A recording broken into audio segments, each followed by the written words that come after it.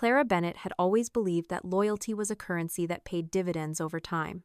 For 29 years, she had poured her heart into Horizon Industries, a sprawling manufacturing giant nestled in the gritty heart of Pittsburgh, Pennsylvania. At 62, she stood on the cusp of a milestone that had defined her adult life: her pension, set to fully vest in just 3 days. James blinked, clearly expecting tears or protests. But Clara had learned long ago that dignity was her strongest armor. She smoothed her skirt and walked out, her heels clicking against the polished floor, each step a declaration of resolve. In her cubicle, under the watchful eyes of Karen from HR, Clara packed her belongings into a cardboard box. The photo of Edward, his warm smile frozen in time, went in first, followed by the fern Michael had given her when he left for college 12 years ago. Her 25-year service plaque, engraved with her name in gold, felt heavier than it should. Karen hovered awkwardly, her voice barely above a whisper. "I'm so sorry, Clara. This doesn't feel right." Clara offered a small nod. "It is what it is," she said, but inside she knew better.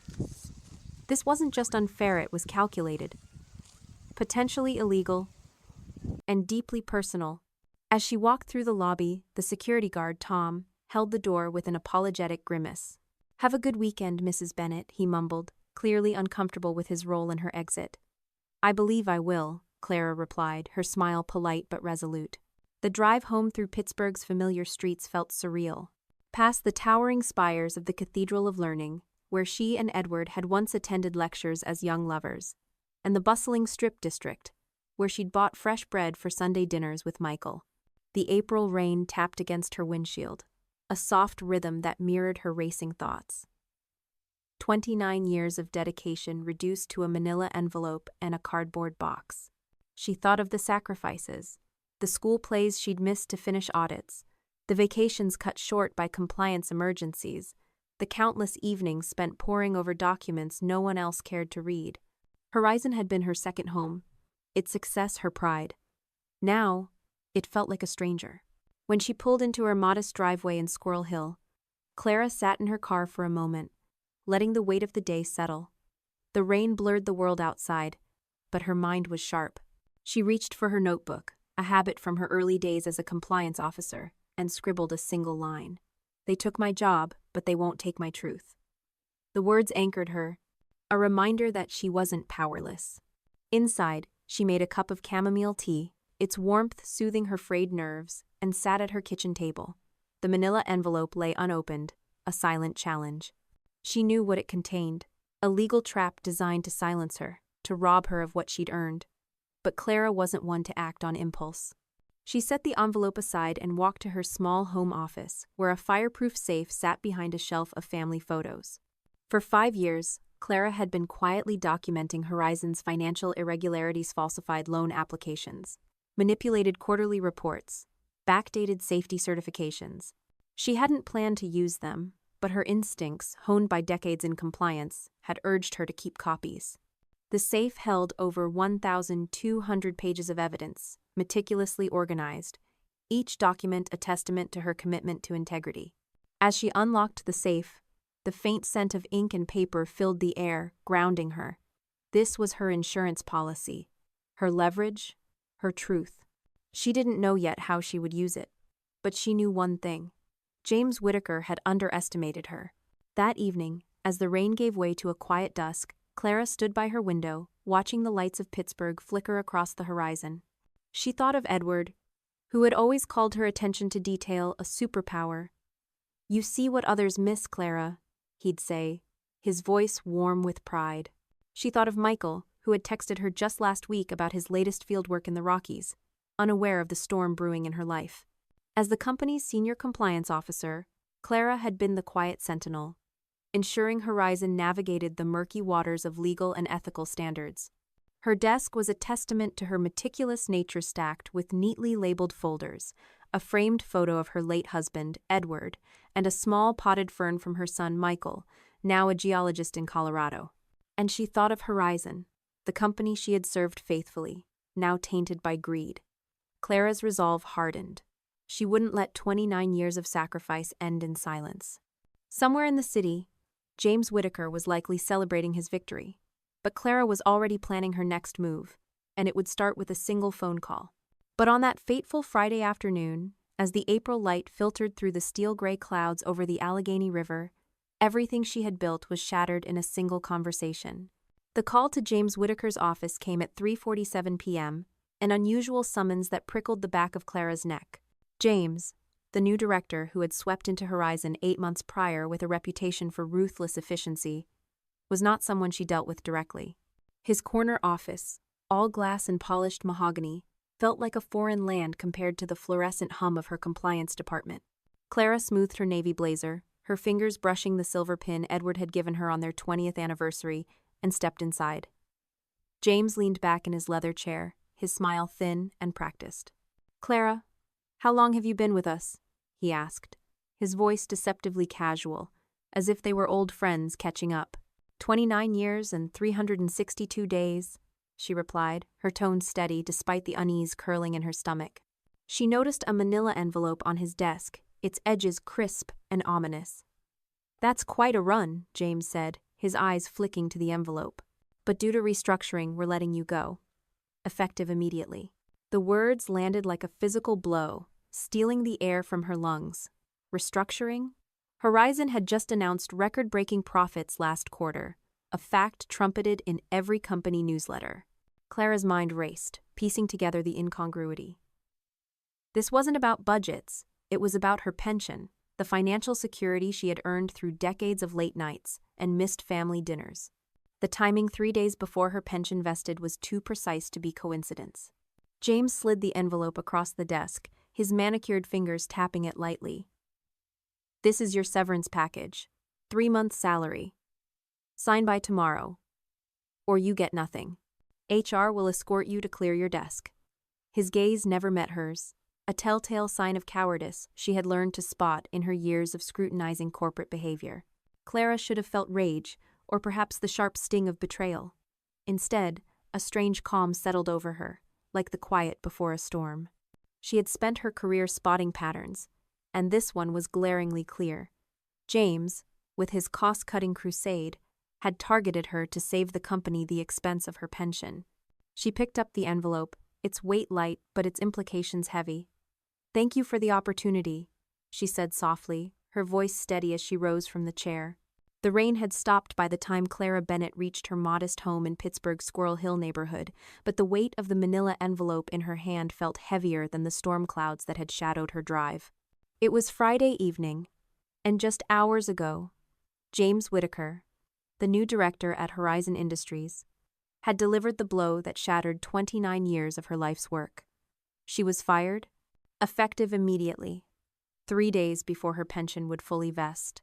The severance was a bribe, a way to ensure she wouldn't sue, wouldn't speak, wouldn't expose the irregularities she had uncovered over the years. Her stomach tightened at the thought of what she had found: falsified loan applications, manipulated revenue figures, backdated safety certifications. For 5 years, she had documented these violations, not out of malice but out of duty.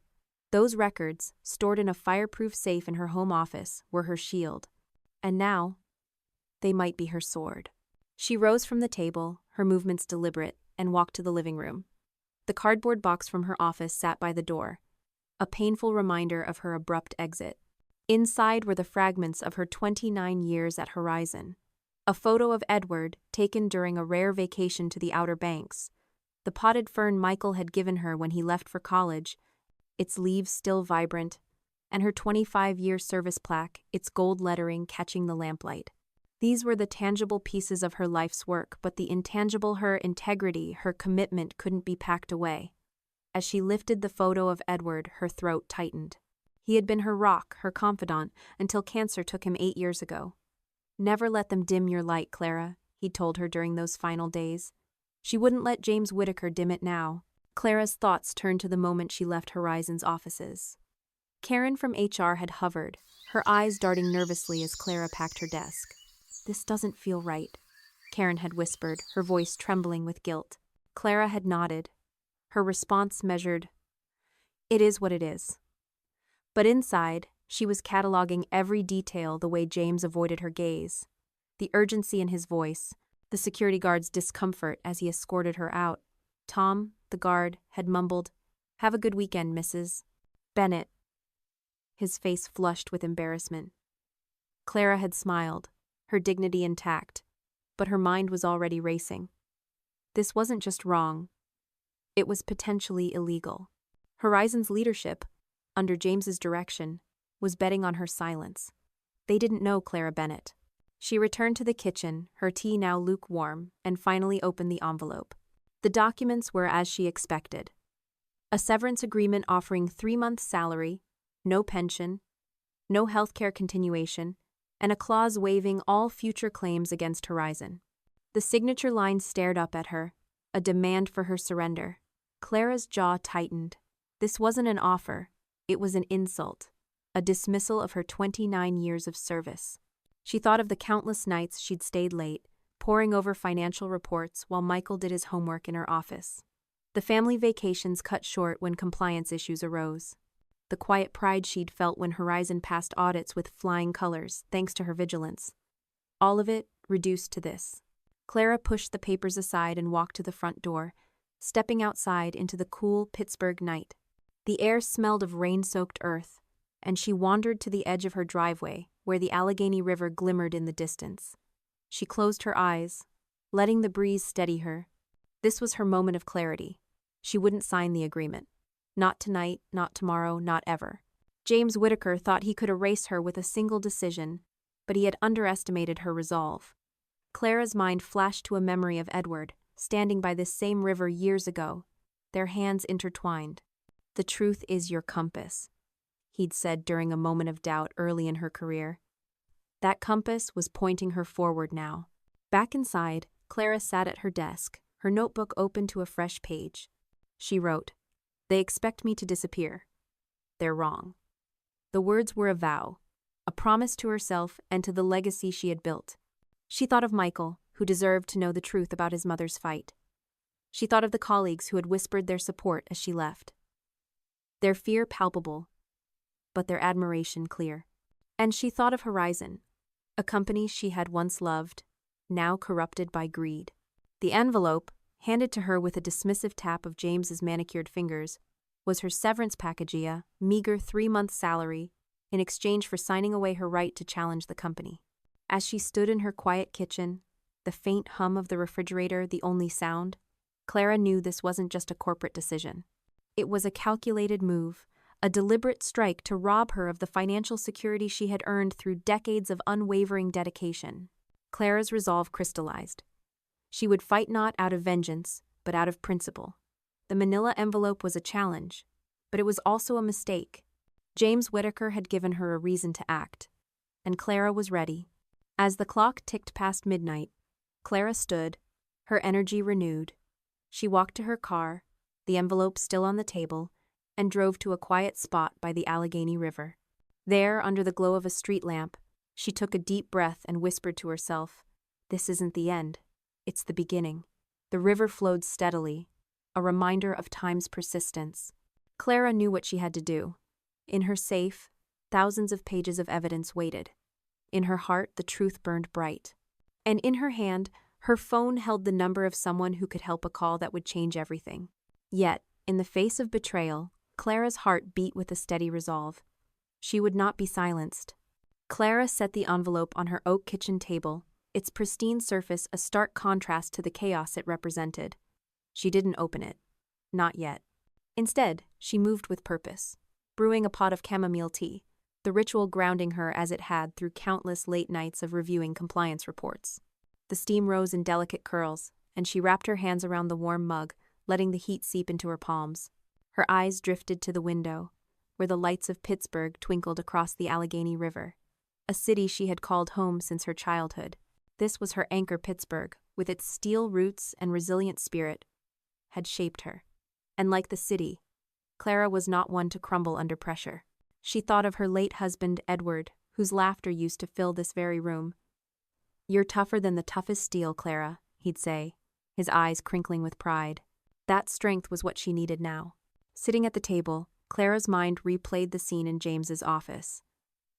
His words, restructuring, Budget constraints rang hollow against the backdrop of Horizon's recent profit announcements. The company had celebrated record earnings, with banners in the lobby proclaiming their success. Clara had been part of that triumph, her meticulous oversight ensuring Horizon stayed within legal bounds. But James, with his slick suits and cost-cutting agenda, had seen her not as an asset but as a liability. She had clashed with him months ago, refusing to certify a new initiative that skirted safety regulations. Her reports, detailed and uncompromising, had been dismissed, her warnings buried. Now, the timing of her termination 3 days before her pension vested revealed the truth. This was no coincidence. James wanted her gone, her pension erased, her voice silenced. Clara's fingers traced the edge of the envelope, its contents a legal trap designed to exploit her fear. "Sign by tomorrow," James had said, "or get nothing." The ultimatum was meant to pressure her into compliance, to make her believe she had no choice. But Clara had spent her career navigating complex regulations, spotting the fine print others missed. She knew better than to trust Horizon's sudden generosity. The quiet of Clara Bennett's Squirrel Hill home was a stark contrast to the storm raging within her. It was late Friday night, April 2025, and the manila envelope containing her severance package from Horizon Industries sat unopened on her kitchen table, a silent testament to the betrayal she had endured just hours earlier. Fired after 29 years, 3 days before her pension would vest, Clara knew the decision by James Whittaker, Horizon's ruthless new director, was no accident. She had sent 52 reports to leadership over 5 years, each one meticulously crafted, only to have them buried. Emails to James, outlining safety violations in his latest initiative, had been met with curt replies to focus on priorities. Clara had known then that her days were numbered, but she hadn't expected the blow to come so swiftly, so cruelly. She closed the journal and walked to her living room, where the cardboard box from her office sat. The photo of Edward, taken during a sunset walk along the Outer Banks, brought a lump to her throat. The potted fern from Michael, now a geologist in Colorado, was a reminder of the boy who had once called her his hero. Her 25-year service plaque gleamed under the lamplight, its inscription a bitter irony. These were the fragments of her life at Horizon, but the safe held the truth of her legacy. Clara's resolve hardened. James Whittaker thought he could erase her with a severance package, but he didn't know the depth of her preparation, the strength of her convictions. Returning to her office, Clara began sorting through the documents, her movements steady despite the late hour. She categorized them by year, by violation type, by the executives involved. One email, from James's predecessor, instructed staff to adjust revenue figures before an investor meeting. Another, from a board member, dismissed her concerns about backdated certifications as overzealous. Each piece was a thread in a tapestry of fraud that had grown under James's leadership. Clara's heart raced, not with fear but with purpose. She wasn't just fighting for her pension, she was fighting for the truth, for the colleagues who trusted her, for the principles that had defined her. To clear her mind, Clara stepped outside, the cool Pittsburgh air a balm against her racing thoughts. She walked to her backyard, where a small meditation garden planted after Edward's death offered solace. Sitting on a stone bench, she closed her eyes and breathed deeply, letting the sounds of the night steady her. This was her ritual, a way to find clarity amid chaos. As she meditated, she visualized the Allegheny River, its steady flow a metaphor for her resilience. She would not be swept away by Horizon's betrayal. She would stand firm, as she always had. Back inside, Clara opened her laptop and logged into an anonymous online forum for compliance professionals, a space she had discovered years ago. She posted a vague question about whistleblower protections, seeking advice without revealing her identity. Responses poured in, offering encouragement and resources. One user wrote, "Your evidence is your power. Use it wisely." The words resonated, reinforcing her decision. Clara wasn't alone, there were others out there, fighting similar battles, and their support gave her strength. As dawn broke over Pittsburgh, Clara sat at her desk, surrounded by her documents. She thought of Michael, who deserved to know his mother's courage. She thought of Edward, whose belief in her had never wavered. And she thought of Horizon, a company she had loved, now corrupted by greed. The safe was her vault of truth, and Clara was ready to unlock it. She reached for her phone, her finger hovering over the number of Sarah Mitchell, a former Horizon CFO now at the SEC. It was a calculated move to erase her legacy and silence her voice. But Clara was not one to surrender. In her small home office, behind a shelf of family photos, a fireproof safe held her greatest weapon. 5 years of meticulously gathered evidence documenting Horizon's financial misconduct. As she stood before the safe, the weight of her 62 years seemed to lift, replaced by a fierce determination. This was not the end of her story, it was the moment she would reclaim her truth. Sarah had always respected Clara's diligence, and Clara knew she would listen. This was the moment, the first step toward justice. James Whittaker had underestimated her, but Clara Bennett was about to show him, and Horizon, the power of the truth she had guarded for so long. Clara's fingers trembled slightly as she turned the safe's combination, the soft clicks echoing in the stillness. The door swung open, revealing over 1,200 pages of documents, each one a piece of a puzzle she had painstakingly assembled. Falsified loan applications, quarterly reports with inflated revenues, safety certifications backdated to cover lapses. Every page was a violation of the principles Clara had dedicated her career to upholding. As Horizon's senior compliance officer, she had been the company's moral compass, ensuring it operated within legal and ethical bounds. But for 5 years, her warnings had been ignored, her detailed memos dismissed, her requests for meetings with leadership rebuffed. She had stored these records not out of paranoia but out of instinct, a quiet voice that whispered something was deeply wrong at Horizon. Now, that instinct was her lifeline. She lifted a thick binder from the safe, its pages organized with the precision that had defined her career. The faint scent of ink and paper grounded her, a reminder of the countless nights she had spent poring over financial records while Pittsburgh slept. Clara's mind flashed to a moment 3 years ago, when she had first noticed a discrepancy in a loan application. The numbers didn't add up, and when she traced the trail, she found evidence of deliberate manipulation. She had reported it to her supervisor, then to the board, only to be told it was a clerical error. But Clara knew better. The errors multiplied, forming a pattern of systemic fraud that grew bolder after James Whittaker's arrival 8 months ago. His cost-cutting initiatives, cloaked in promises of efficiency, had pushed Horizon further into ethical gray areas, and Clara's refusal to approve them had made her a target. Sitting at her desk, Clara opened her ethics journal, a leather-bound notebook she had kept since her early days at Horizon. In it, she recorded not just violations but the principles that guided her. Lessons learned from her first mentor, a grizzled compliance officer named Margaret, who had taught her to see the truth behind the numbers. One entry, written after a particularly dismissive board meeting, read, "Integrity is a choice, not a convenience. Stand firm, even when they turn away." Clara's eyes stung as she read the words. She had stood firm, but at what cost? The missed school plays, the evenings spent working, while Michael, her son, slept in her office, the vacations with Edward cut short by urgent audits. Horizon had been her second family, its success her pride. Now, it had cast her aside. Clara's thoughts turned to Edward, her late husband, whose memory still lingered in every corner of this house. 8 years ago, cancer had taken him, but his wisdom remained her anchor. "Your attention to detail is your superpower, Clara," he'd said, his voice warm with admiration. She could almost hear him now, urging her to use that superpower. The documents in her safe were more than evidence, they were a testament to her refusal to compromise. The dawn light crept through the blinds of Clara Bennett's Squirrel Hill home, casting soft shadows across the desk where she sat, surrounded by the evidence of Horizon Industries' betrayal. It was Saturday morning, April 2025, and the manila envelope from her abrupt dismissal the previous day remained untouched on her kitchen table, a symbol of the injustice she refused to accept.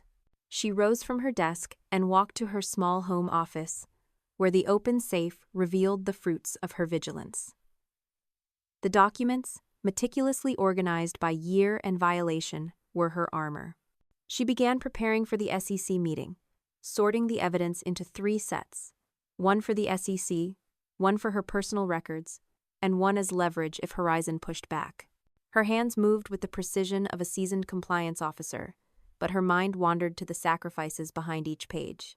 The late nights when Michael, her son, had fallen asleep on her office couch, waiting for her to finish an audit. The family trips to the Outer Banks cut short by urgent compliance issues. The quiet pride she'd felt when Horizon passed regulatory inspections, thanks to her diligence. Those memories fueled her now, reminding her why she fought not just for herself, but for the principles she had upheld. Clara paused, her eyes falling on her ethics journal, a leather-bound notebook where she recorded lessons from her career. She opened it to a page written after a particularly dismissive board meeting 2 years ago. Courage is standing alone when no one else will. The words, in her careful handwriting, felt like a call to action. She had stood alone for years, but now, with Sarah and the SEC, she had allies. Clara's resolve deepened. She wasn't just fighting for her pension, she was fighting for every colleague who had trusted her, for the integrity of the company she had once loved, for the truth that James Whittaker sought to bury. To clear her mind, Clara turned to a new ritual she had discovered in recent years: an online forum for compliance professionals. Logging in anonymously, she posted a question about whistleblower protections, careful not to reveal her situation. The responses were swift and encouraging, with one user writing, "Your evidence is your voice. Speak loudly." The words resonated, reminding Clara of the broader community she was part of. She wasn't alone in her fight for ethics. Others had faced similar battles, and their courage bolstered hers. She spent an hour reading their stories, each one a spark that fueled her determination. Clara's thoughts turned to Michael, now a geologist in Colorado. She wanted him to know the truth of her fight, to understand the values she had instilled in him. She opened a drawer and pulled out a sheet of stationery, writing a letter by hand. "Dear Michael," she began, "I'm facing a challenge, but I'm fighting for what's right.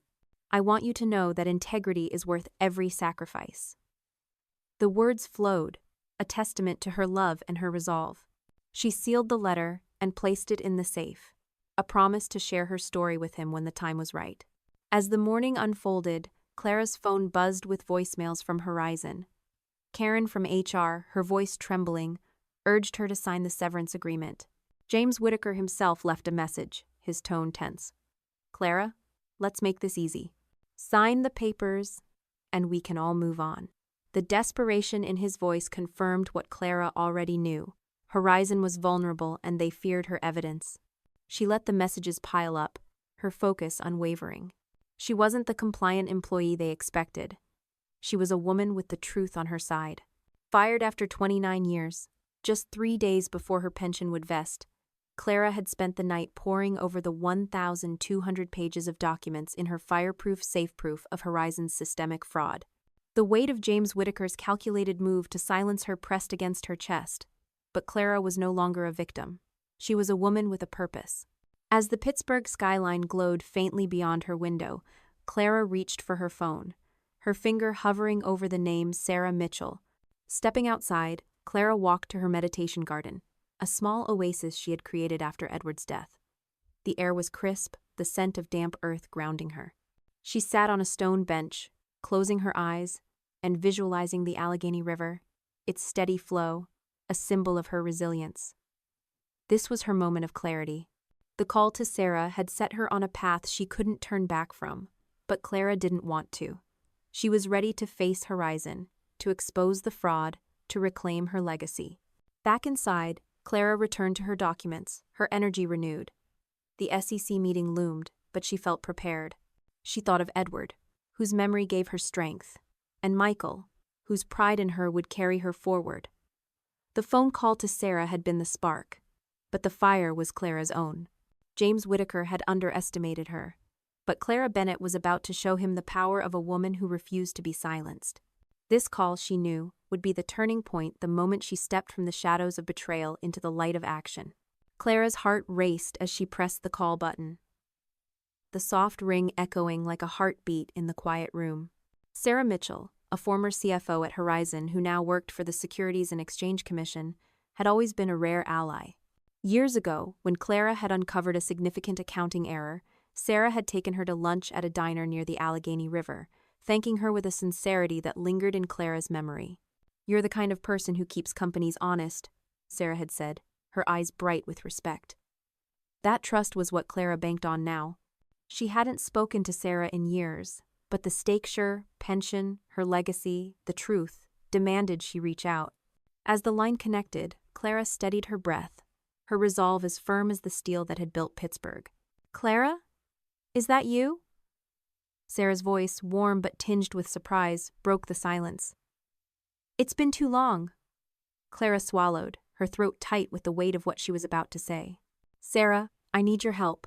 Horizon fired me yesterday, 3 days before my pension vests. But that's not the worst of it."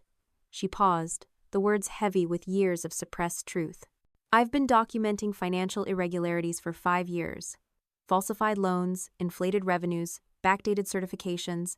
I have evidence over 1,000 pages. I think it's securities fraud." The line went quiet for a moment, and Clara's pulse quickened. Then Sarah's voice returned, measured but urgent.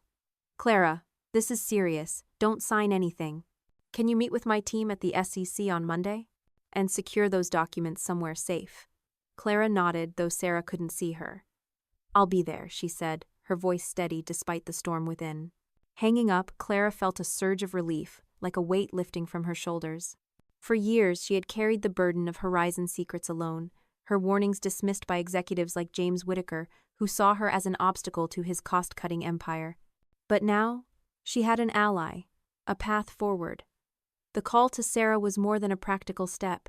It was a declaration that Clara would not let 29 years of sacrifice end in silence. She thought of her late husband, Edward, whose belief in her had been unwavering. "The truth is your compass," he told her during a moment of doubt early in her career. That compass had guided her to this moment, and Clara was ready to follow it. The Pittsburgh skyline stood resolute against the Monday morning sky, its steel and glass reflecting the determination that burned within Clara Bennett as she drove downtown to the Federal Building.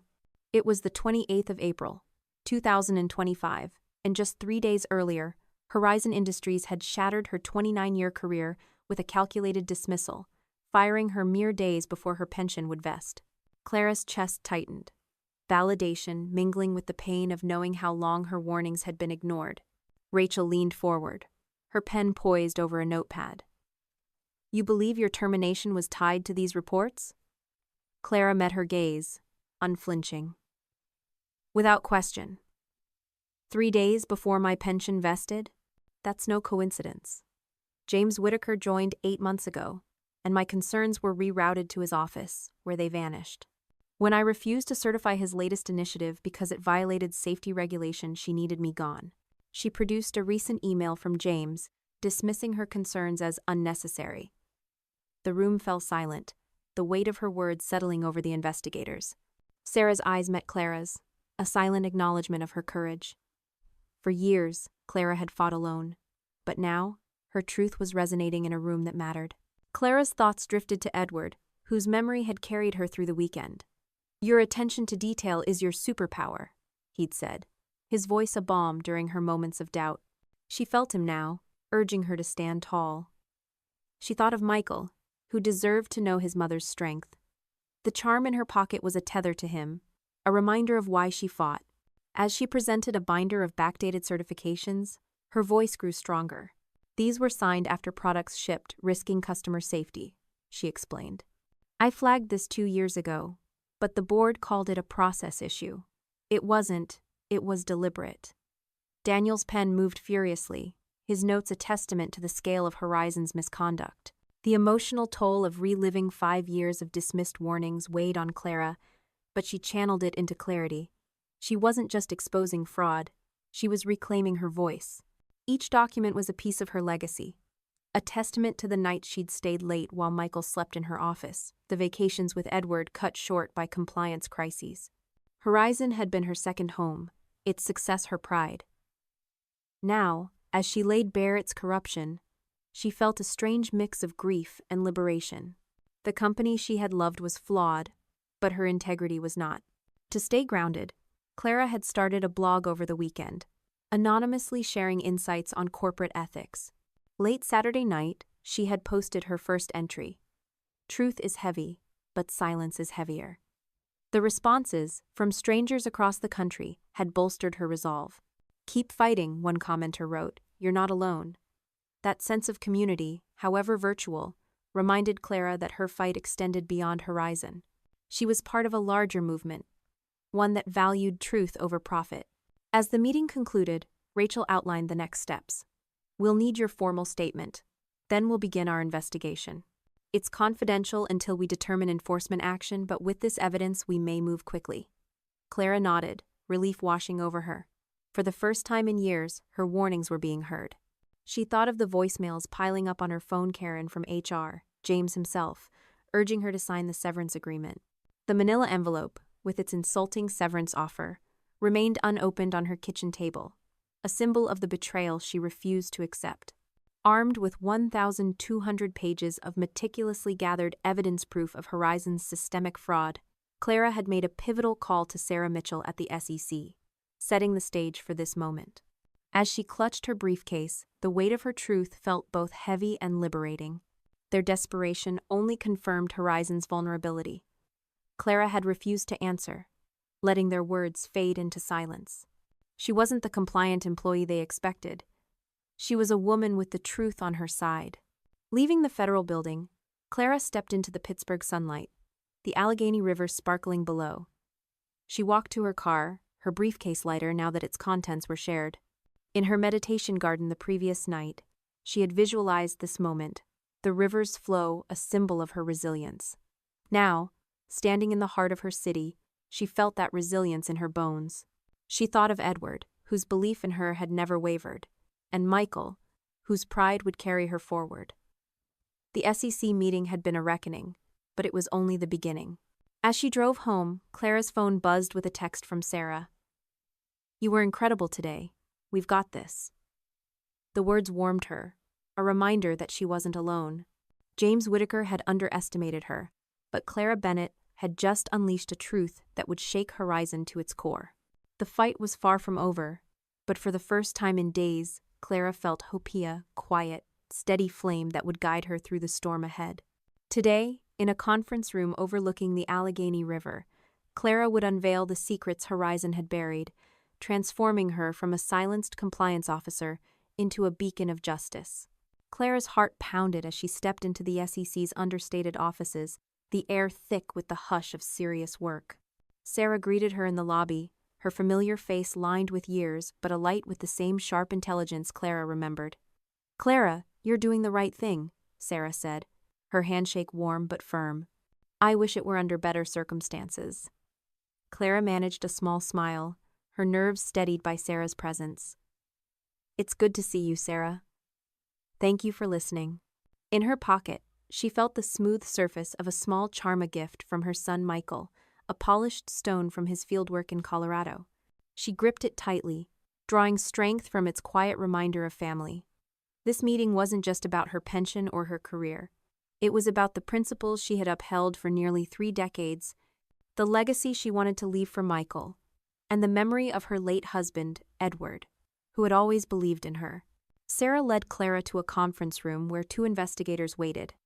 Rachel Harper, a senior enforcement attorney with a no-nonsense demeanor, and Daniel Kim, a forensic accountant whose keen eyes scanned Clara's briefcase with interest.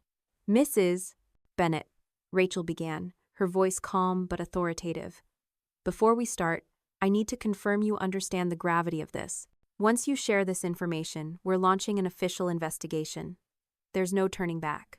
Clara nodded, her voice steady. "I understand. I'm ready." The words carried the weight of 5 years of silenced warnings, of memos ignored by James Whittaker and Horizon's leadership. This was her moment to be heard, and she would not falter. For the next 4 hours, Clara walked the investigators through her evidence, her voice clear despite the emotional undercurrent. She began with the earliest irregularities, 5 years ago, when she noticed discrepancies in loan applications that didn't match shipment records. She presented emails, 52 in total, sent to supervisors and board members, each one detailing violations, falsified revenues, backdated safety certifications, manipulated quarterly reports. "I reported these through every proper channel," she said, sliding copies of her memos across the table. "I requested 12 meetings with leadership. Only 3 were granted, and none led to action." Daniel examined a financial report, his brow furrowing. These revenue figures are overstated by at least 20% over 3 years, he noted, his tone grave. This isn't a mistake. It's systematic fraud. The Pittsburgh air carried a sharp chill as Clara Bennett stepped out of her Squirrel Hill home on Tuesday morning, the 29th of April, 2025. But it was nothing compared to the storm brewing at Horizon Industries. Just 4 days earlier, the company had fired her after 29 years, a calculated move by director James Whitaker to deny her pension, set to vest in mere days. Clara's thoughts turned to the colleagues still at Horizon, caught in the crossfire of this upheaval. Susan's text had hinted at fear among the staff, with whispers of layoffs and investigations spreading like wildfire. Clara felt a pang of guilt not for exposing the truth, but for the uncertainty her actions had unleashed. She had always been a protector, ensuring Horizon's compliance shielded its workers and customers. Now, her fight for justice might cost others their stability. To process this, Clara turned to a new outlet she had started over the weekend, an anonymous blog on corporate ethics. Late Monday night, she had posted a second entry. Truth can shake foundations, but silence builds nothing. The responses, from compliance officers and whistleblowers across the country, reminded her that her fight was bigger than Horizon. "You're giving us courage," one commenter wrote. Clara's heart swelled, her guilt easing. She wasn't destroying Horizon, she was forcing it to face its flaws. As evening fell, Clara received a call from Robert Callahan, Horizon's chairman, his voice strained with a forced cordiality. "Clara, we have a situation," he said, as if she were unaware of the chaos. "Would you meet with us tomorrow to discuss your concerns?" The request was a trap, a bid to gauge her intentions and limit the damage. Clara's response was measured, her voice cool. "Any discussion should include my attorney and the SEC. I'm sure you understand." The silence on the other end was heavy, Robert's confidence faltering. "I see," he said finally. "We'll arrange something formal."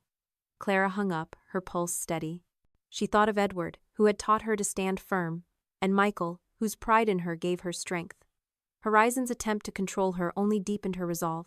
To find balance amid the storm, Clara joined an online support group for whistleblowers, a community she had discovered while researching protections.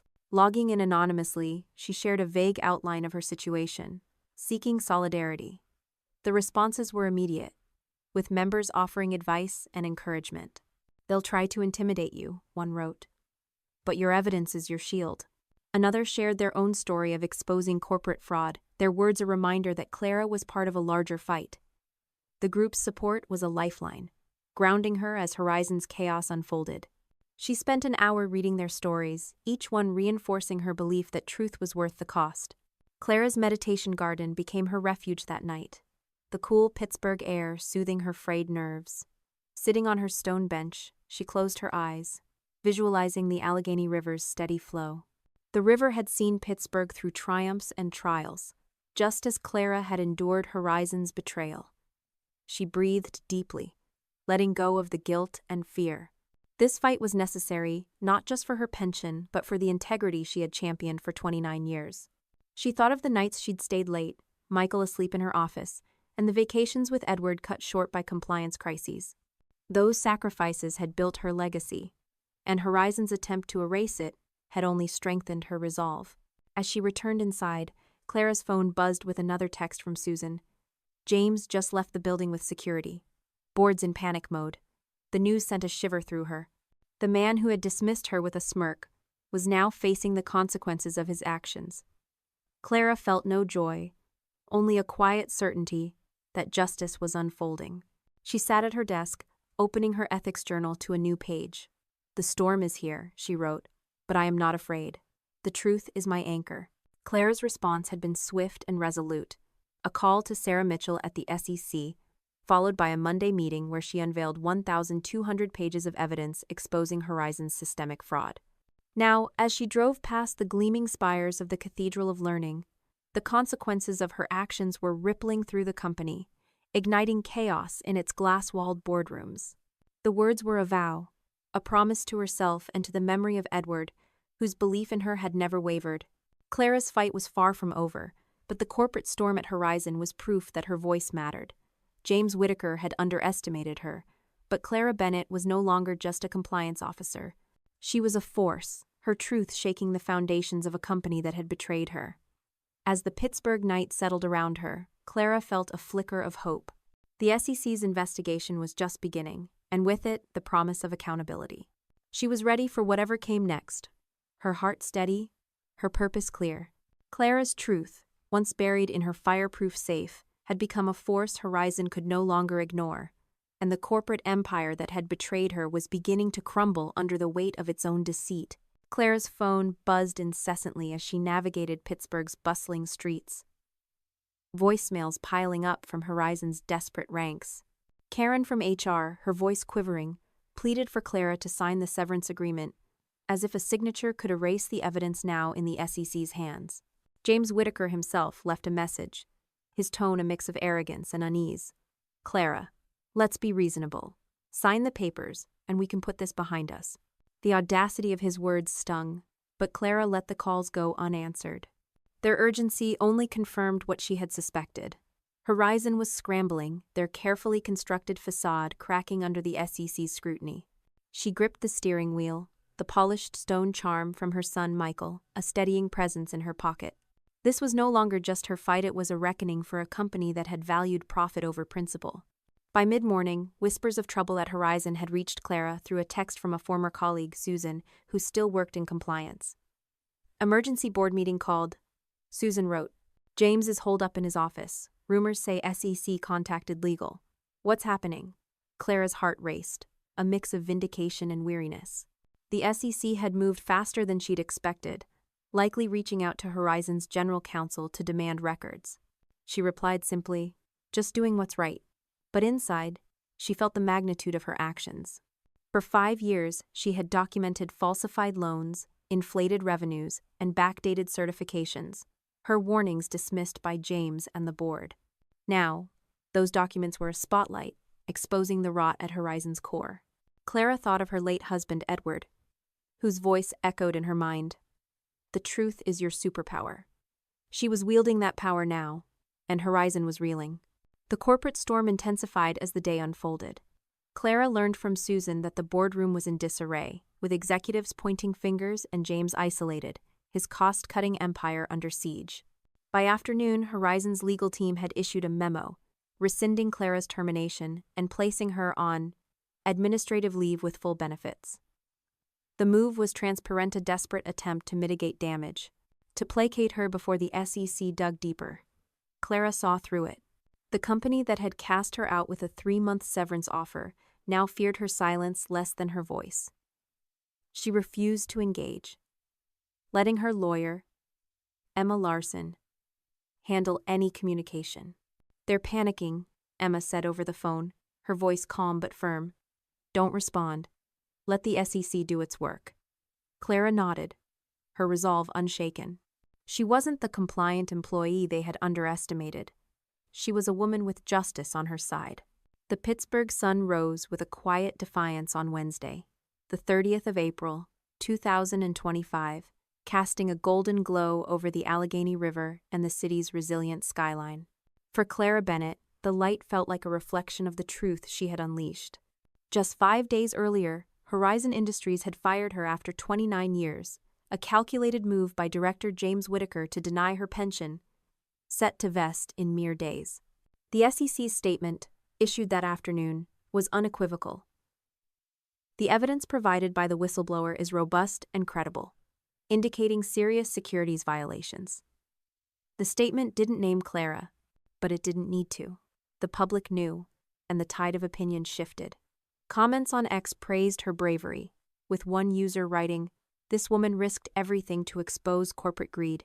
She's a hero." Clara's eyes welled up, not from pride but from the realization that her fight was inspiring others. The public's embrace came with a cost. Clara's phone rang with calls from reporters, their voicemails polite but persistent. "Mrs. Bennett, we'd love to hear your story." She declined them all, her focus on the SEC's investigation. But the attention was inescapable. A neighbor, dropping off a casserole, said, "We're proud of you, Clara. Pittsburgh's got your back." The words warmed her, but they also underscored the weight of her new role. She wasn't just Clara Bennett, compliance officer. She was a symbol of resistance, a woman who had stood against a corporate giant and won. The responsibility was daunting, but Clara embraced it, knowing her actions were sparking change. To channel her energy, Clara turned to her anonymous blog on corporate ethics, a project she had started over the weekend. Her latest post, written late Tuesday, reflected on the cost of truth. Speaking out hurts, but silence destroys. The responses were overwhelming, with readers sharing their own stories of workplace injustice. One commenter, a young compliance officer, wrote, "Your courage makes me believe I can speak up too." Clara's heart swelled. She had always been a protector, ensuring Horizon's compliance safeguarded its workers and customers. Now, her fight was protecting others, giving voice to those silenced by fear.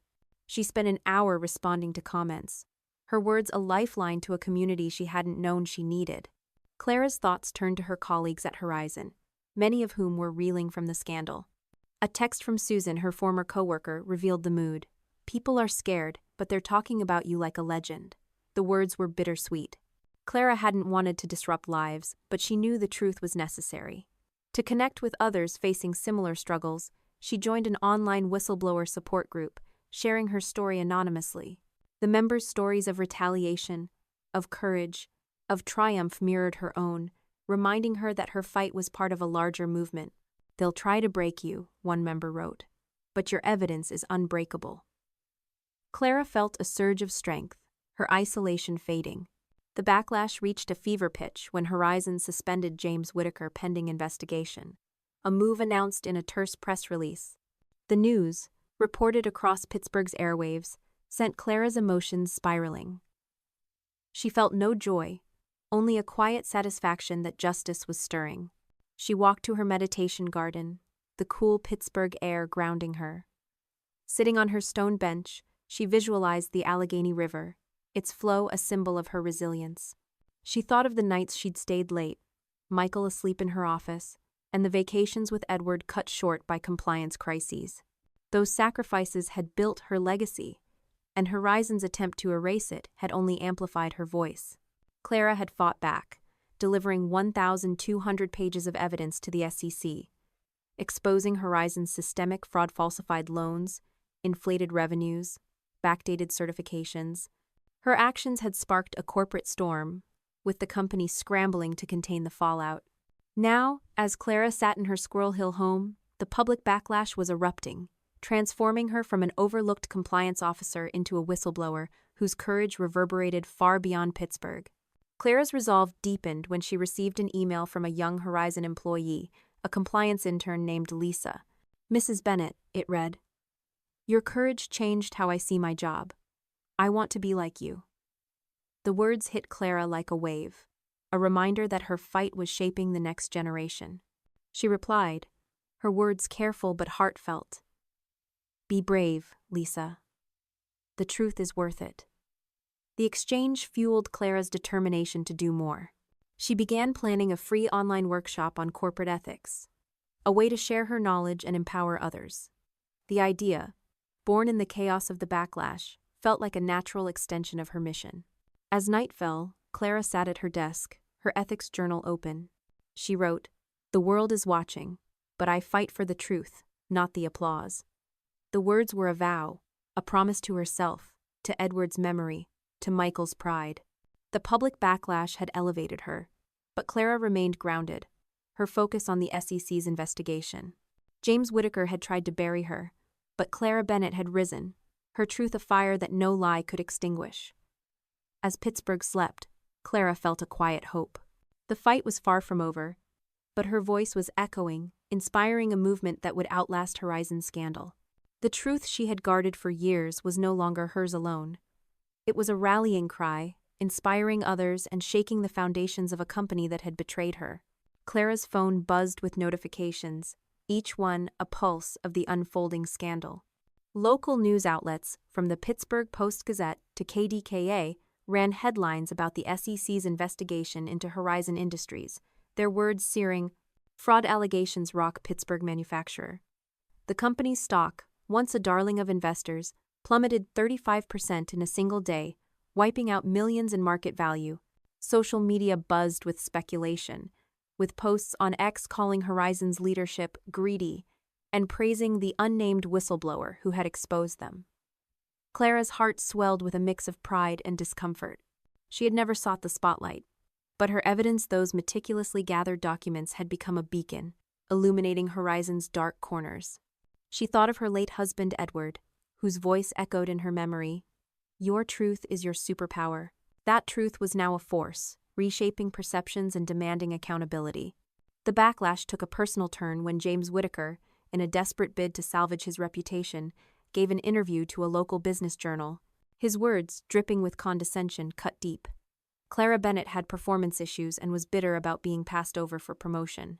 This is retaliation, plain and simple. Clara read the article at her kitchen table, her hands trembling with a mix of anger and hurt. Performance issues? Her reviews had been exemplary for 29 years. Her audits the gold standard. Bitter? She had never sought promotion, only integrity. The attack was a predictable tactic, smear the whistleblower to discredit the evidence, but it stung to see her character questioned so publicly. She thought of Michael, her son in Colorado, who would read these lies and worry. She thought of Edward, who had always seen her strength. Clara's jaw tightened. She wouldn't let James's words define her. Her lawyer, Emma Larson, called within the hour, her voice steady but urgent. Don't respond, Clara. The SEC is preparing a statement to confirm your whistleblower status and the credibility of your evidence. Let the facts speak. Clara nodded, her resolve hardening. She opened her ethics journal, where she had written after her termination. The truth doesn't need my defense. It needs my courage. Those words anchored her now. The Pittsburgh skyline shimmered under a crisp May morning in 2025, its steel towers standing as silent witnesses to Clara Bennett's journey from betrayal to triumph. On Thursday, May 1, just 6 days after Horizon Industries fired her to deny her pension set to vest 3 days prior, Clara had transformed from a silenced compliance officer into a whistleblower whose truth shook the corporate world. And James Whittaker, the board members who ignored my warnings? Laura's expression hardened. Criminal charges are expected. The company won't defend them. The words landed like a gavel, confirming what Clara had sensed. Justice was no longer a hope, but a reality. 3 board members had resigned, and James's empire of greed was crumbling. Emma spoke before Clara could respond, her tone sharp. Let's be clear, Miss Peterson. Clara didn't raise these concerns after her termination. She documented 52 reports over 5 years, sent 18 memos, and requested 12 meetings, all ignored. Your decision to fire her days before her pension vested wasn't a mistake, it was retaliation. The board members shifted uncomfortably, their silence an admission of complicity. Laura nodded, her voice softer. That's why we're here. We've launched an internal investigation, and we're establishing a corporate ethics division. Clara, we'd like you to design it as a consultant after your retirement. The offer was tempting, a chance to shape Horizon's future. But Clara held her response, her focus on the past they couldn't erase. The meeting stretched into an hour, with the board attempting to distance themselves from James's actions and the fraud Clara had exposed. They spoke of misinformation and oversights, their words a flimsy shield against the truth. Clara listened, her silence a powerful rebuke. She thought of the nights she'd stayed late, Michael asleep in her office, and the vacations with Edward cut short by compliance crises. Those sacrifices had built her legacy, and Horizon's attempt to erase it had only amplified her voice. When she finally spoke, her words were deliberate. I filed 52 reports, sent 18 memos, and requested 12 meetings. At what point did I have your support? The room fell silent, the board's discomfort palpable. I'll cooperate with your investigation and the SEC, she continued, but my cooperation will be based on facts, not promises. As the meeting ended, Laura made a final plea. Clara, we hope you'll speak to the SEC about our corrective actions. Your support would mean everything. Clara met her gaze, unflinching. I'll speak the truth, as I always have. Whether that supports Horizon depends on what you do next. With that, she and Emma left, the boardroom's silence echoing behind them. In the parking lot, Emma squeezed Clara's arm. That was masterful, she said, a rare smile breaking through. Clara exhaled, the adrenaline fading, leaving a quiet clarity. This wasn't victory not yet, but it was accountability, a step toward justice. To process the moment, Clara turned to her anonymous blog on corporate ethics, posting an entry that night.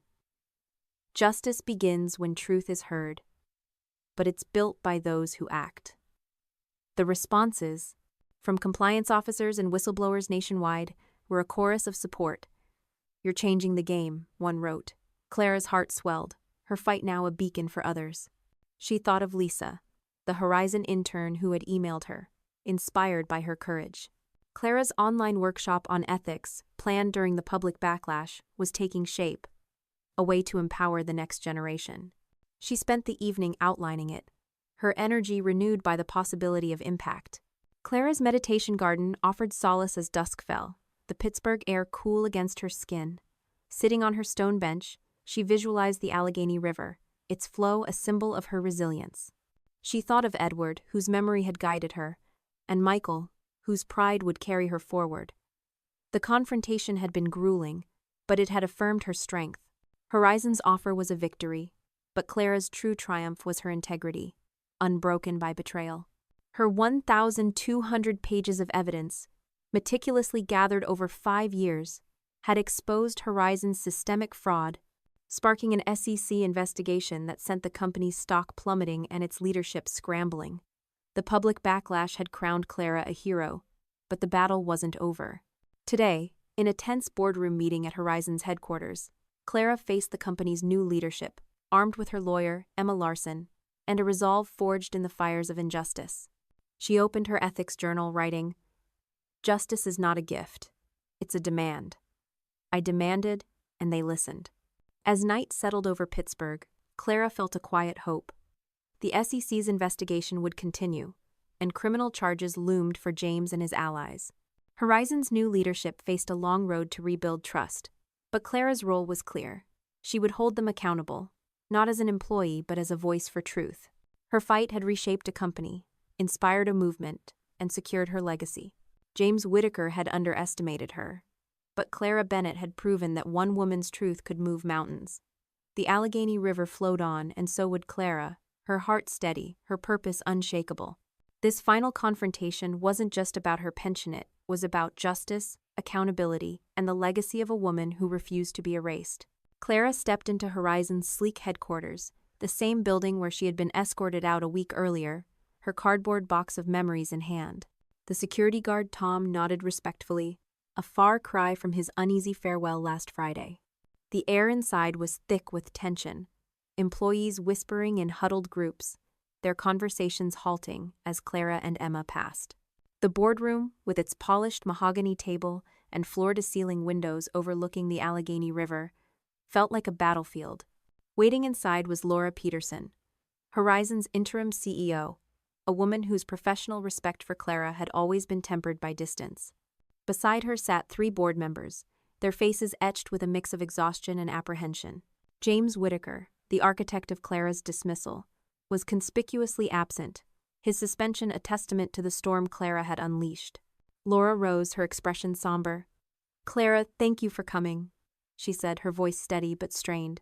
"We're in a crisis, and you're at the center of it not because you did anything wrong, but because you were the only one who did what was right."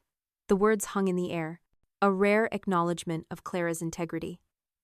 Laura slid a folder across the table, its weight eerily reminiscent of the severance package James had offered. "This rescinds your termination, reinstates your employment retroactively, and confirms your full pension vesting," she explained. "It also includes a compensation package for the difficulties you've faced." Clara opened the folder, her breath catching. The offer was staggering: 6 years' salary, lifetime health care, and a formal board apology.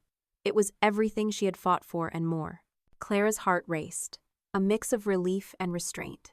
She thought of Edward, her late husband, whose belief in her had carried her through the darkest moments. "Your truth is your superpower," he'd said. And she felt his presence now, guiding her. She thought of Michael, her son in Colorado, whose pride in her would shine when he learned of this victory. But Clara's eyes remained on Laura, her voice measured. The Pittsburgh summer of 2025 unfolded with a gentle warmth. the Allegheny River sparkling under a sky that seemed to mirror the newfound clarity in Clara Bennett's heart. It was late July, 3 months after Horizon Industries had fired her in a calculated bid to deny her pension, set to vest just days later. Clara's eyes welled up, her heart full. She had fought not just for herself, but for the values she wanted Michael to carry forward. The scholarship fund, named for Edward, was a bridge between past and future, a legacy her family could cherish. To give back to Pittsburgh, Clara organized a charity event at Point State Park, raising funds for organizations supporting workers facing workplace injustice. The event, held under a summer sky, drew hundreds of neighbors, former colleagues, even strangers moved by her story. A local band played, children ran through the grass, and Clara spoke briefly, her words simple but powerful. "Truth is a community effort. Thank you for standing with me." The crowd applauded, their warmth a reminder of Pittsburgh's resilient spirit.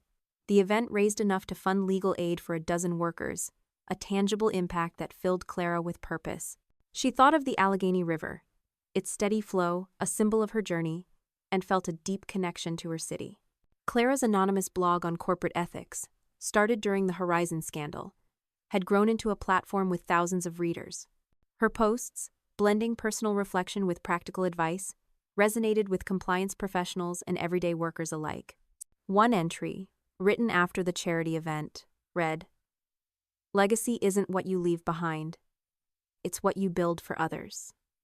The comments were a chorus of gratitude, with readers sharing how her words had inspired them to speak up. Clara responded to each one, her evenings spent fostering a community of truth seekers. The blog led to an invitation to speak at Carnegie Mellon University, where she addressed students studying business ethics. "Integrity is a choice," she told them, "and it's worth every sacrifice." The students' applause was a spark, igniting Clara's vision for more talks, more workshops, more ways to empower the next generation. Her meditation garden remained a sanctuary, where Clara found clarity amid her new responsibilities. Sitting on her stone bench, she reflected on the past 3 months, the shock of her termination, the courage of her stand, the triumph of justice. She thought of Edward, whose memory had guided her, and Michael, whose presence anchored her. The garden, planted after Edward's death, was a symbol of renewal, its blooms a reminder that growth follows struggle. Clara opened her ethics journal, writing, "I fought for truth, but I live for hope. This is my legacy." The words were a vow, a promise to keep building, keep inspiring, keep shining. Clara's home, once a quiet refuge, was now a hub of activity.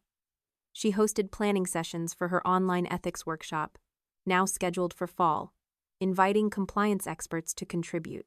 The workshop, free and accessible, aimed to equip workers with tools to navigate ethical dilemmas. Colleagues from the whistleblower support group she'd joined offered to promote it, their solidarity a reminder of the community she'd found. Clara also began drafting a memoir, a project born from her blog's success. The writing was cathartic, each chapter a step toward healing. She wrote of Edward's encouragement, Michael's pride, and Pittsburgh's embrace, weaving a story not of revenge but of resilience. As summer deepened, Clara bought a small lakeside home near Lake Erie, a place to retreat with her family. The first weekend there, she and Michael walked along the shore, her grandchildren splashing in the shallows. "This is what I fought for," Clara said, her voice soft. Michael squeezed her hand. "You fought for so much more, Mom." The moment was a gift, a reminder that her legacy was not just public but deeply personal. Clara's responsive, courageous stand, backed by 1,200 pages of evidence, exposing Horizon's systemic fraud, ignited an SEC investigation, toppled corrupt executives, and reshaped the company.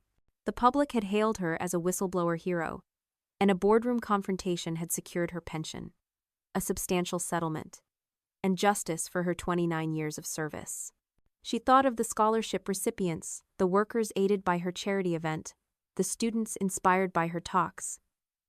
Each was a thread in a tapestry of change, woven from her courage. Clara's fight had reshaped Horizon, forcing new leadership to implement rigorous compliance protocols. The company sent her annual reports, perhaps as an apology, and she read them with professional satisfaction, noting their improved practices. But her focus was forward. She planned to expand the scholarship fund, launch more workshops, and continue her SEC advocacy. Pittsburgh, with its steel heart, had carried her through, and Clara was giving back, her legacy a bridge between her past and a hopeful future. As she sat by Lake Erie, the water lapping gently, Clara felt Edward's presence, Michael's love, and her own unbreakable spirit. She was no longer just Clara Bennett, whistleblower. She was a builder of truth, a beacon of hope, a woman whose legacy would endure. Now, as Clara sat in her Squirrel Hill home, surrounded by memories of her late husband Edward and dreams for her son Michael, she was building a new legacy that reached beyond horizon, touching lives and inspiring change across Pittsburgh and beyond. This was not just a victory. It was a rebirth, a testament to the power of truth and the enduring strength of a woman who refused to be silenced. Clara's journey had culminated in a financial and personal triumph that felt almost surreal. The SEC awarded her a whistleblower payment 20% of the penalties levied against Horizon, a sum that, combined with her pension and a 6-year salary settlement, ensured security she had never imagined. The money was more than a reward. It was a validation of her sacrifices. The late nights spent auditing while Michael slept in her office.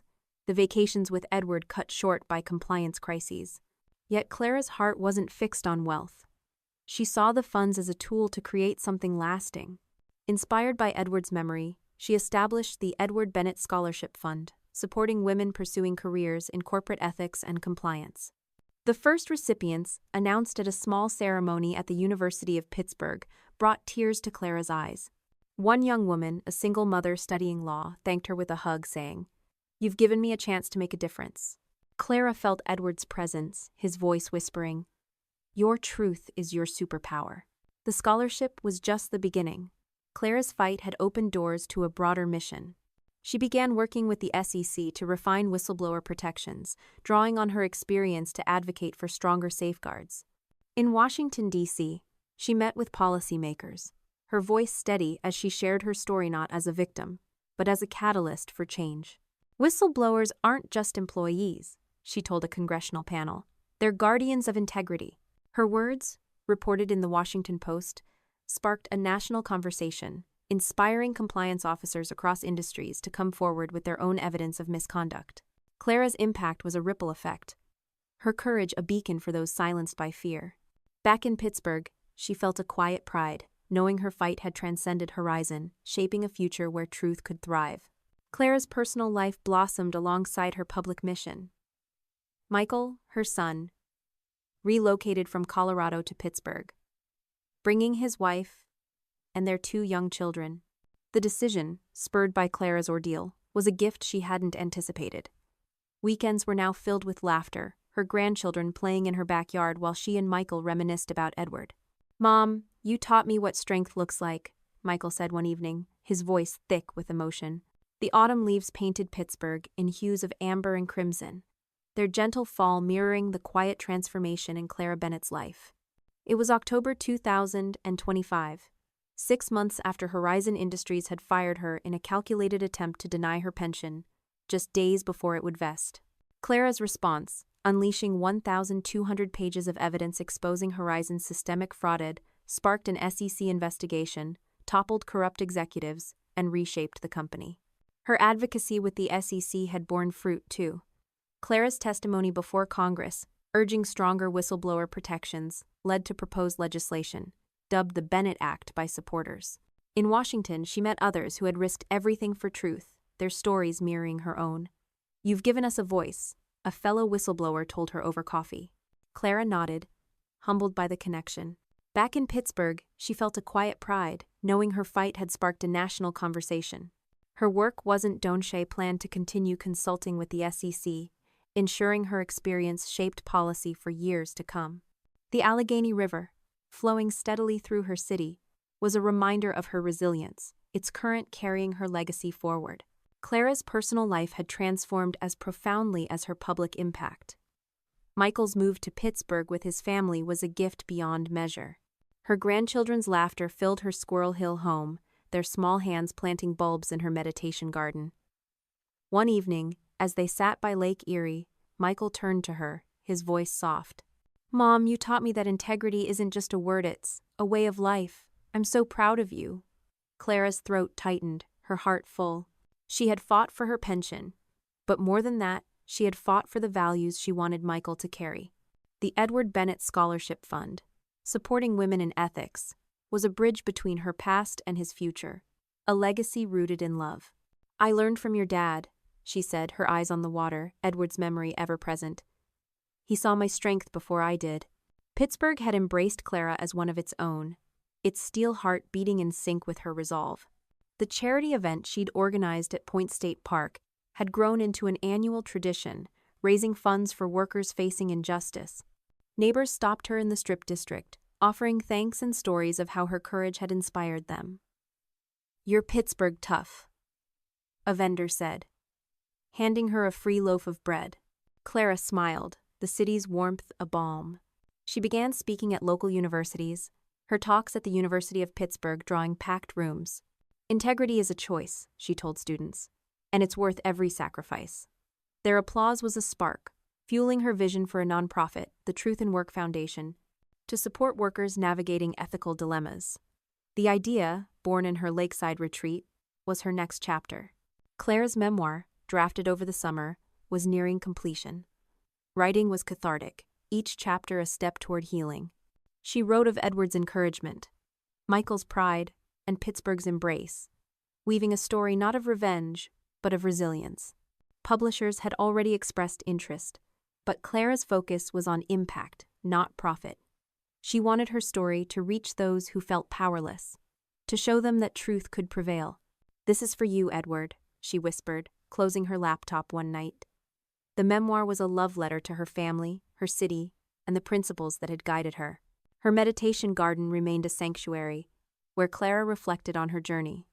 Sitting on her stone bench, she visualized the Allegheny River, its flow a symbol of her endurance. She thought of the shock of her termination, the courage of her stand, the triumph of justice. The garden, planted after Edward's death, was a testament to renewal, its blooms a reminder that growth follows struggle.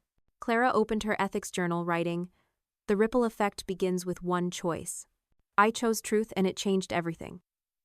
The words were a vow, a promise to keep inspiring, keep building, keep shining.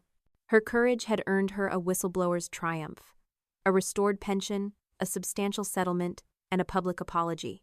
But Clara's story was more than a victory over betrayal. It was a ripple effect, a testament to integrity that inspired a movement, strengthened her bond with her son, Michael, and left a lasting mark on Pittsburgh and beyond.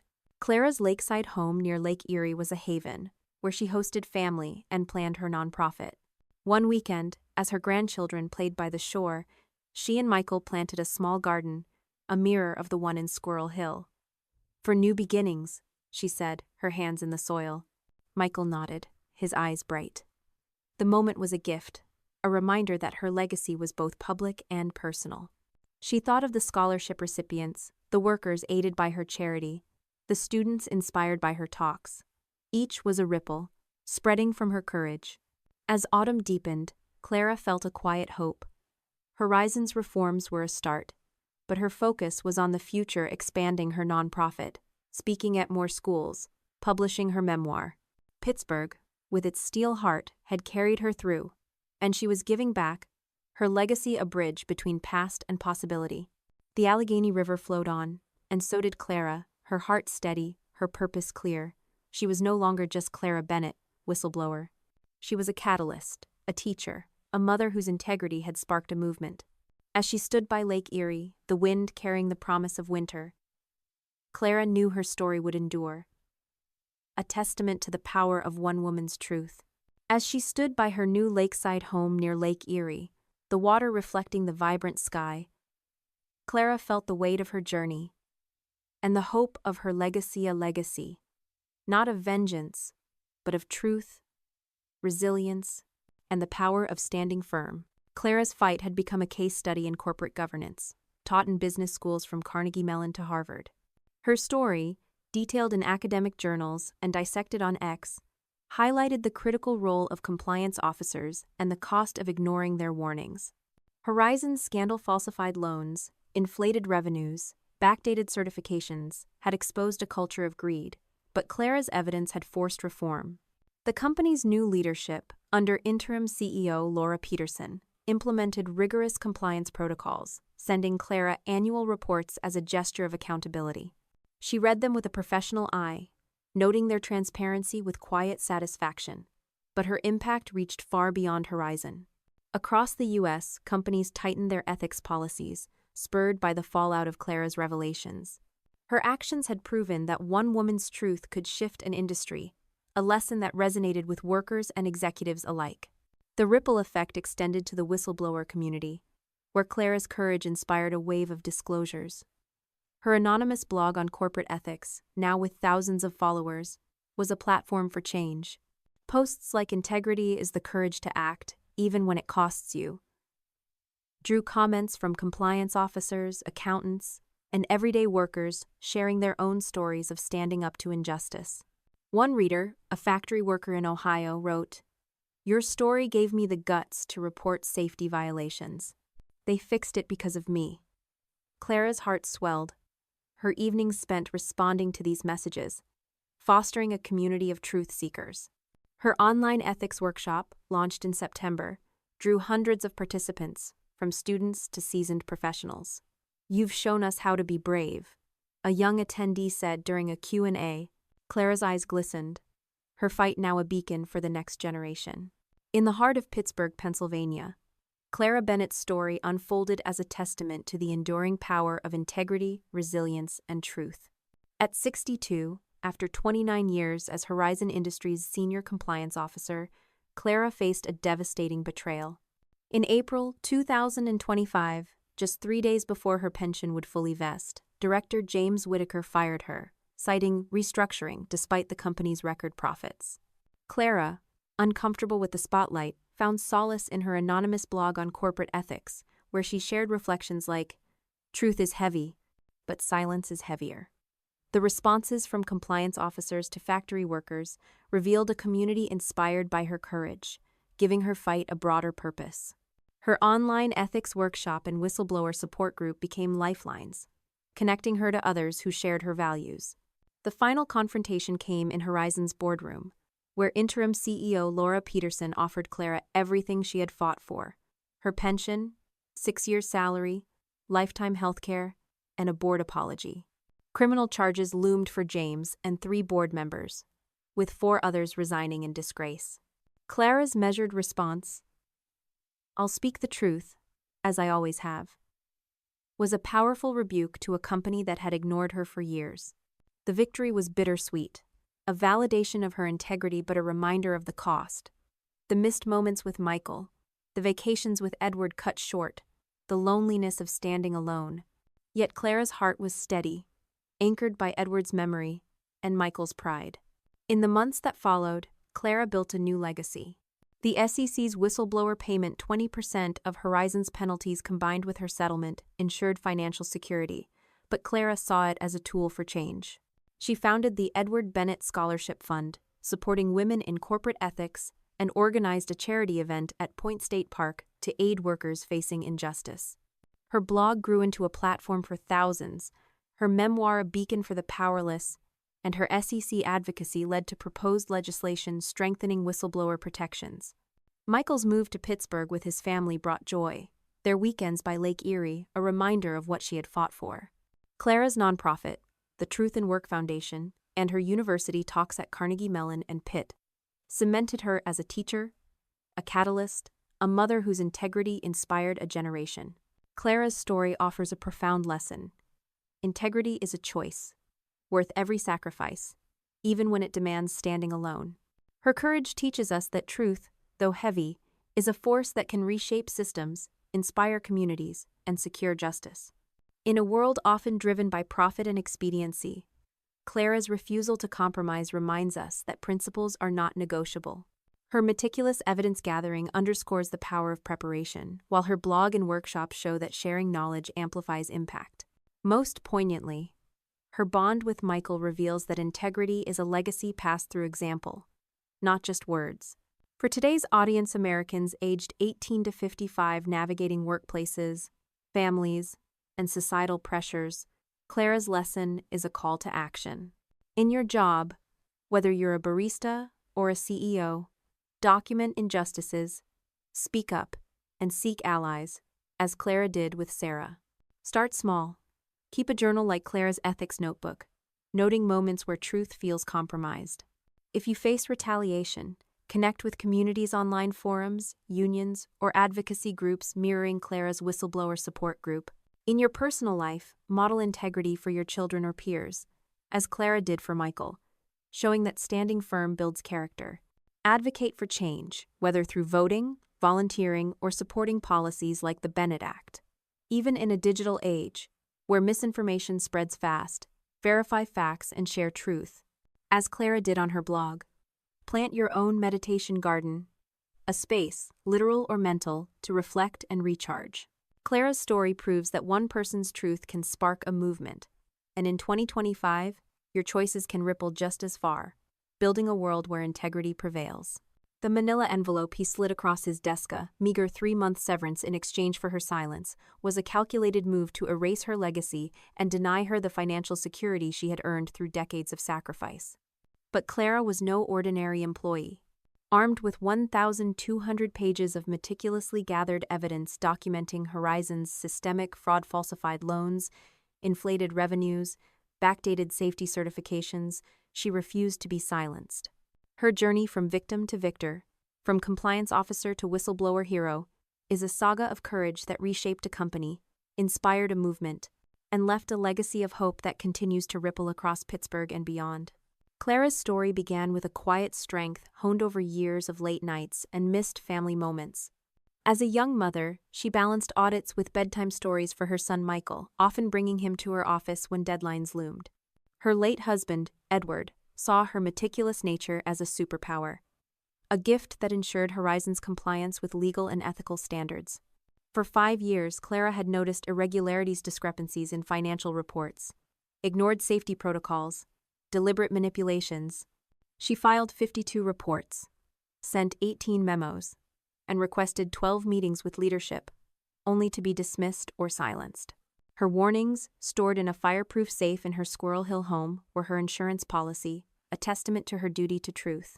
When James Whitaker, with his ruthless cost-cutting agenda, targeted her pension, he underestimated the depth of her resolve. The Friday of her termination was a day of shock and clarity. Escorted out with a cardboard box containing Edward's photo, Michael's potted fern, and a 25-year service plaque, Clara felt the sting of betrayal but not defeat.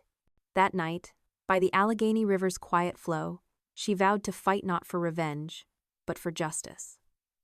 Her call to Sarah Mitchell, a former Horizon CFO now at the SEC, was the spark that ignited change. On Monday, Clara presented her evidence in a 4-hour SEC meeting, laying bare Horizon's fraud. Revenues overstated by 20%, safety certifications falsified, loans manipulated. The investigators' confirmation of securities violations validated her years of silenced warnings. The SEC's swift action contacting Horizon's legal team sent the company into chaos, with emergency board meetings and James's isolation signaling the unraveling of his empire. The public backlash was swift and fierce. Pittsburgh's media, from the Post-Gazette to KDKA, ran headlines decrying Horizon's greed, while the company's stock plummeted 35%. James's attempt to smear Clara, claiming performance issues and bitterness, backfired when the SEC affirmed her evidence's credibility. Social media on X hailed her as a hero, a woman who risked everything for truth.